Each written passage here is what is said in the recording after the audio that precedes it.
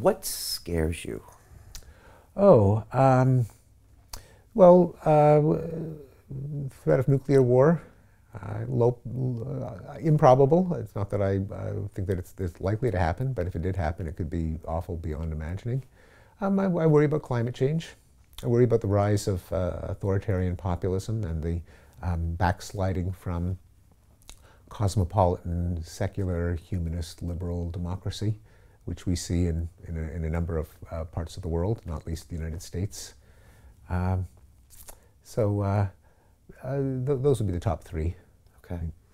How are we doing with the environment now? Not doing at all well with greenhouse gases.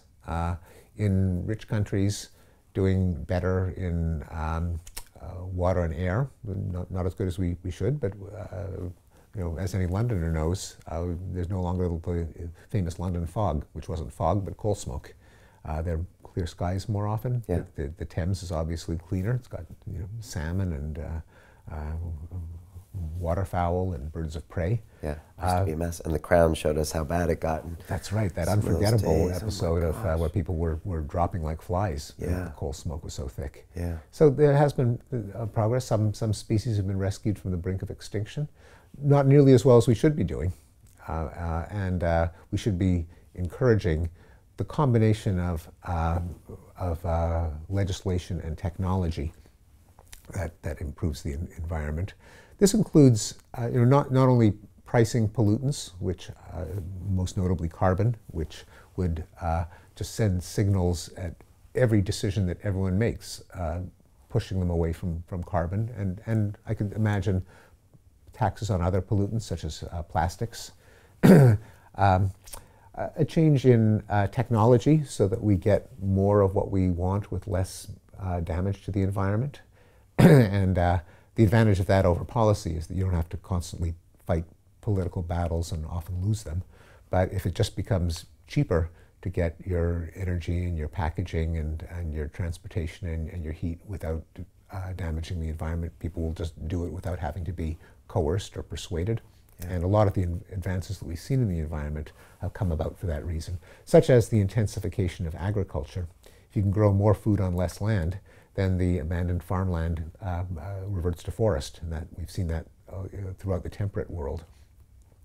I think and ideally, our best hope for dealing with climate, even though I'm an advocate of policies like carbon pricing, it probably would be the development of technologies that just give us lots and lots of carbon-free energy at not much cost. That's our best hope, because then people will just do it. But we need more. And there's one other ingredient to environmental progress, I mean, together with technology and policy. One that is not sufficiently appreciated is that when people get more prosperous and better educated, they tend to put a higher priority on the environment. If you're in a desperately poor country, quality of the air is kind of low on your priority list. You'd rather have electricity, even if it results in some smog. As you get richer, you'll spring for the clean air as well. But people do prioritize the cooking their food, heating their homes, getting to where they want, and I think that's something that we have to realize. That's one of several areas in which I think the environmental movement has not been good for the environment by ignoring that fact. Right. Energy is good, prosperity is good, and they actually lead, not by themselves, but they encourage what we ultimately want, which is protecting the environment.